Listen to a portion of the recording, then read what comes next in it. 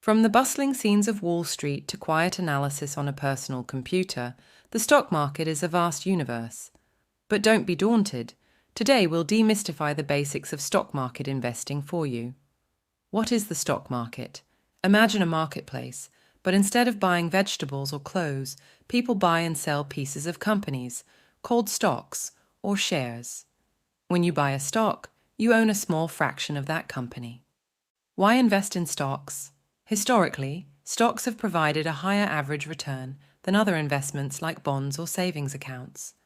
By investing, you're hoping the value of the stocks you buy will grow over time, giving you a profit. The 2 ways to profit. There are 2 main ways to earn money from stocks. Capital appreciation. This is when you sell a stock for more than you bought it. Dividends. Some companies return a portion of their profits to shareholders through dividends. Risks. Involved. Just as stocks can rise in value, they can also fall. The stock market can be unpredictable in the short term. That's why it's important to research and, if possible, think long-term. Diversification. Don't put all your eggs in one basket. Investing in a mix of different stocks or other investments can reduce risk. This strategy is called diversification. Getting started. Starting is easier than ever with online brokerages. Once you've set up an account, you can buy or sell stocks with just a few clicks.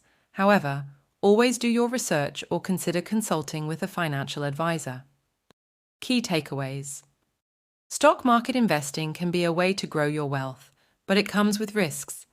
Educate yourself, diversify your investments, and remember, patience is often a virtue in the world of investing. While the stock market might seem complex, with the right knowledge and approach, it's a journey worth considering. As with all things, continue to learn and adapt.